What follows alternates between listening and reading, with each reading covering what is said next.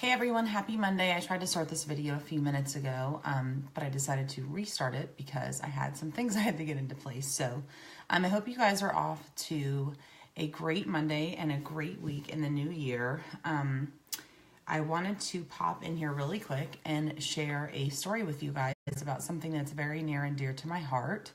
I go live on Facebook a lot. I don't know why I'm so nervous today. I guess it's because I'm actually sharing a very personal story. And I've tagged my brother, Richie Harrison, in this video as well, because he was a huge part of this story too. And I want to talk about a few things, but I will share my story in just a minute. But the first thing I wanted to discuss with everybody is about Blue Monday and what Blue Monday is. And it's nothing official. It's just a bunch of research that was gathered. And why they allotted the second or third week in January as a Blue Monday. And what I have come to find after researching and investigating about Blue Monday and what it is it's a couple weeks after the new year. It's a couple of weeks after the holidays have passed where people find themselves depressed. Maybe they have made a New Year's resolution that has went south. They're in debt and overweight. So I thought this is a really big day for me in general as a whole. It's my husband's birthday, but it's also the 25th year death anniversary of losing my mother and her passing, which doesn't seem like 25 years. It seems like yesterday. It's really bizarre. But I'm 39 now, so I had just turned 14 when I lost her on January 8th of 1993. My brother was 7, which is close to the age of my son right now. And so I'm looking at things a little differently and trying to understand things that are out of my understanding is impossible. And I have to rein my kind of feelings back in and just realize that there are certain things that I will never be able to understand or comprehend or make sense of, and that's completely fine. And it's also a huge advocate and believer in what you do with the tragedies that you've been through in your life is what defines you, not what you went through, but actually what you do with those tragedies is what makes you who you are. So, one more thing I want to cover is that for those of you that don't know, I host a Out of the Darkness suicide prevention walk at the Bryant High School campus every single year. This will be my 3rd year, and it is at the Bryant High School campus, and it is for everybody. It is free to sign up for the walk. It is free to create a team. You get a free fundraising page. You can name your team whatever you want. It's really cool. And you get free links to share on your social media. So for those of you that want to join and be a part of the American Foundation for Suicide Prevention Walk, it will be hosted Sunday, March 25th at the Bryant High School campus.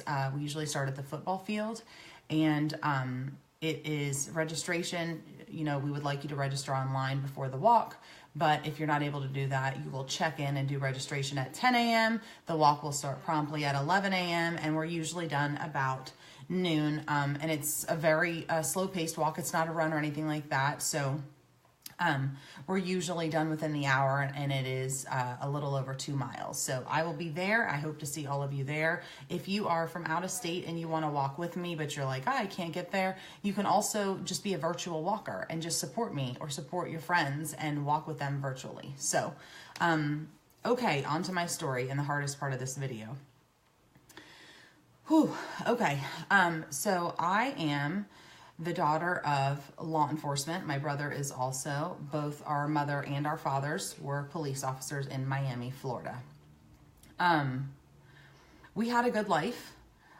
We were, like I said, law enforcement kids, so needless to say, friends were terrified to stay over at our house. There was definitely no getting away with anything. My mom was a police officer. She was a dispatcher turned police officer. In Miami. She worked for Metro-Dade Police Department. I think now they call it Miami-Dade Police Department. But she was extremely, thanks Brandy. She was extremely proud of her job. And I will tell you, my mom was 5'4" and she was nobody that you wanted to toy with. That's for sure. I remember an incident one point in time. We were going to see George Michael with my cousin Nicole and my Aunt Maria, and there was a guy that would not leave us alone as we were walking to the venue to see George Michael, and we were in a place called Bayside, and my mom actually like pulled her gun out, and it was a really big deal. She was a tough cookie. She worked midnights in a place called Carroll City in Liberty City. I know that you probably heard of it. Carroll City is a rough part of town, and she was not afraid of anything. I don't think that she was afraid of anybody or anything, and she had some big accomplishments as a law enforcement officer.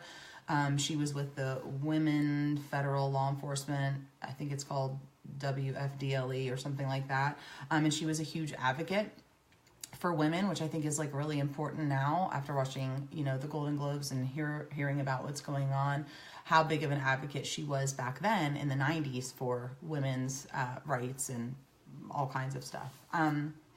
Okay, we're going to talk about January 8th, 1993, and a little bit about leading up to that day. I was a teenager. I cared more about my friends than I did anybody else, and I was a brat. A spoiled one at that. And weeks leading up to, we'll start with about Christmas time area, Thanksgiving. My mom found herself in going through her 4th or 5th divorce. She was single, and she just had me and my little brother Richie. And Hurricane Andrew had just hit South Florida.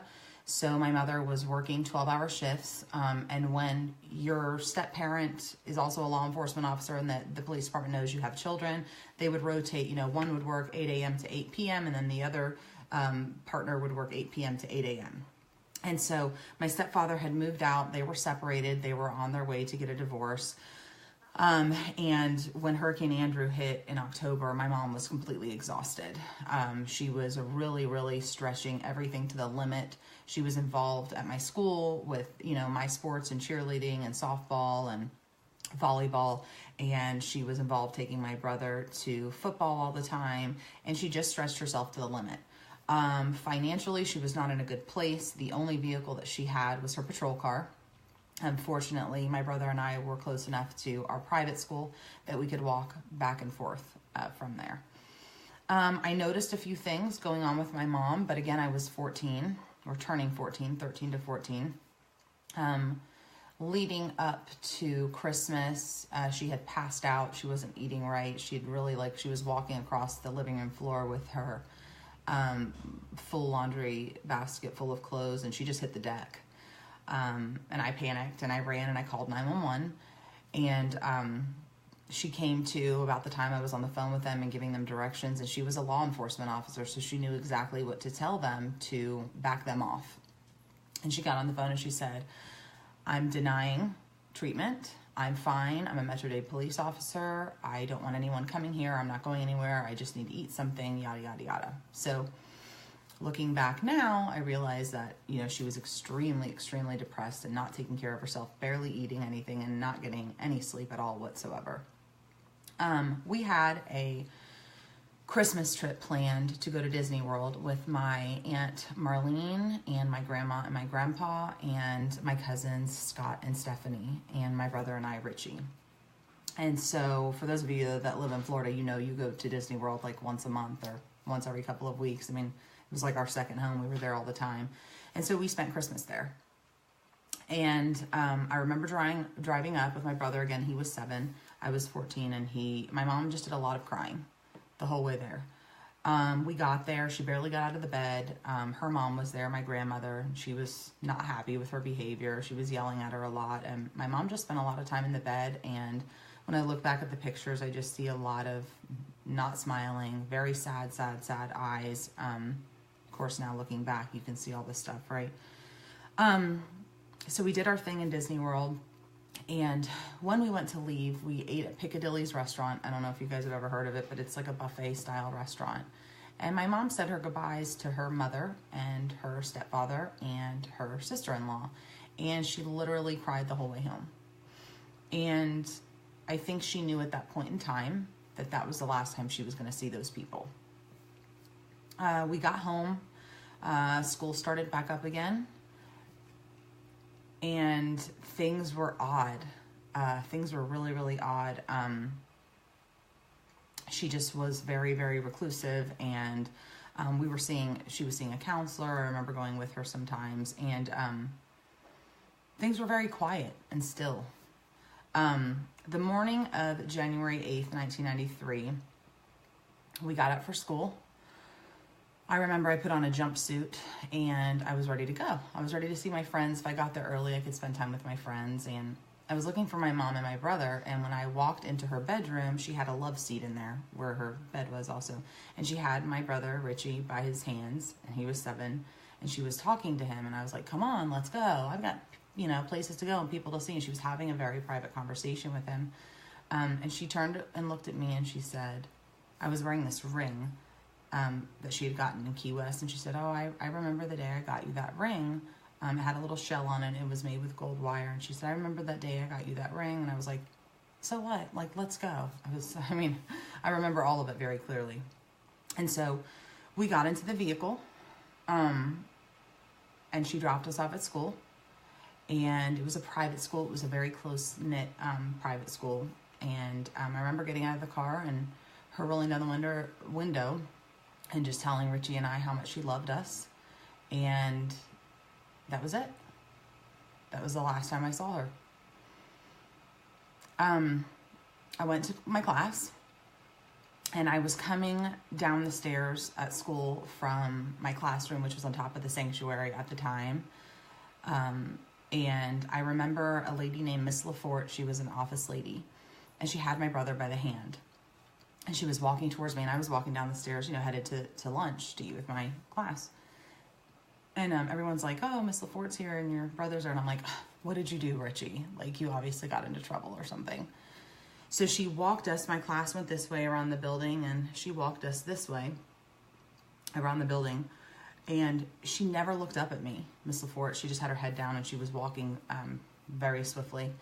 And as soon as she pulled the door open, there stood every single police officer you could ever imagine in this very teeny tiny small office. And another office lady, Miss Hill, was crying. Miss LaForte was crying.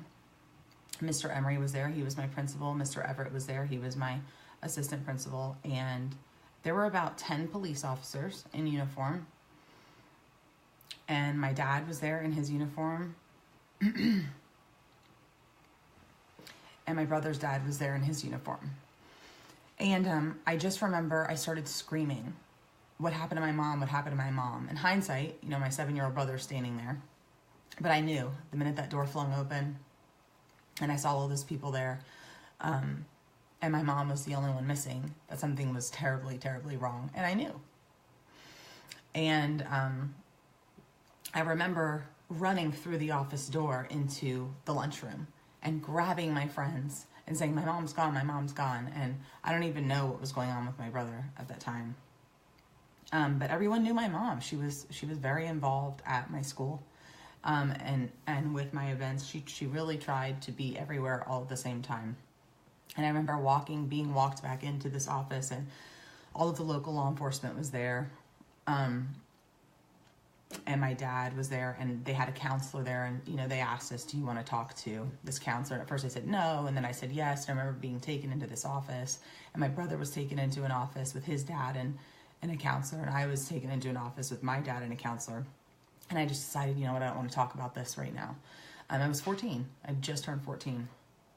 And I got in the vehicle with my dad. I was looking for one of my friends to come with me. I just wanted to be around one of my friends, and eventually one of my friends ended up coming over. But as soon as I got into the truck with my dad, I looked at him and I said, Dad, did she leave me a note? I knew.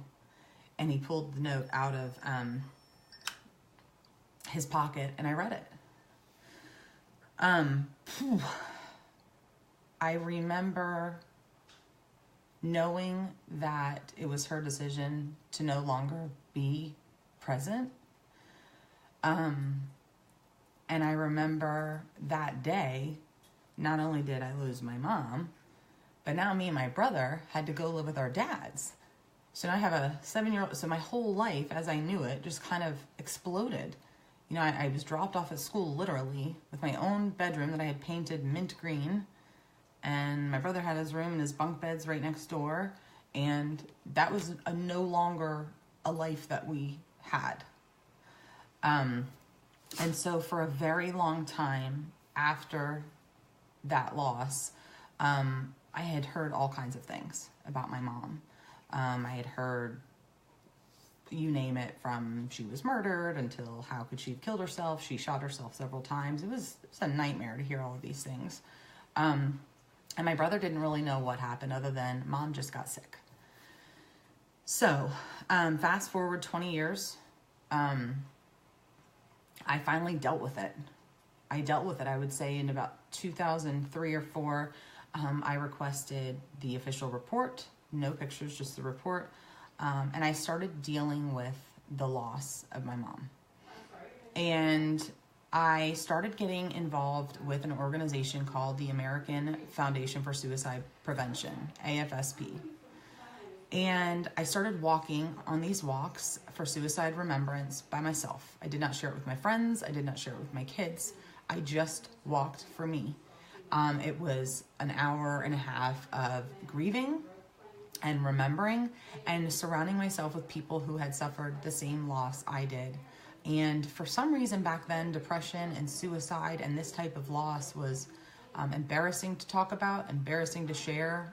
I felt like when I told people how I lost my mom, that I was viewed or put in a certain box. And I felt like it had nothing to do with who I was as a person. And I did not want to be judged or viewed or put into this, she's crazy or she must be mental. I just didn't want it. And so I got involved with the AFSP. It was a few years after that my daughters were in high school, and my oldest daughter lost a very, very close friend of hers to suicide. And then my youngest daughter's lab partner, she lost him to suicide. And I just thought, I have had enough. Nobody's talking about this. People are embarrassed. It's happening all the time. My friend happened to be elected as the Saline County coroner. He's so wonderful. We had been friends. I worked in law enforcement for a long time. And Kevin was a paramedic and then was elected as the Saline County coroner. And I reached out to him one day and I said, look, I want the statistics in Saline County. I want the age groups. I want male or female. I want race. I want everything. I want to know if they were 80 and I want to know if they were 12. I want to know. And I want to do something about this. And I reached out to the Arkansas chapter of the American Foundation for Suicide Prevention, where I connected with a person named Tyler West, who is wonderful, who connected me to a lady named Dodie Miller. And if you haven't heard her story, it's one that you'll never forget. And I connected with a lady named Wendy Thompson. And I decided that since my daughters were being affected, since this was affecting us, I didn't want to let this go unsaid or untold. This suicide affects everybody. I'm sure everyone on here either knows somebody who committed suicide or has been close to someone, or maybe you've had those thoughts yourself at some point in time. I mean, depression it's like cancer. It has no age discrimination, no race discrimination, nothing. And it's okay to talk about it.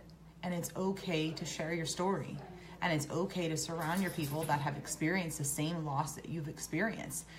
I have learned over the years of being involved with this organization that there are tons of things that you can do to prevent suicide, to make everybody aware that whether you're in law enforcement, I will never forget, y'all. I will never forget turning around in that limo in Miami on Red Road, how many people and law enforcement officers and friends my mother had. She had no idea.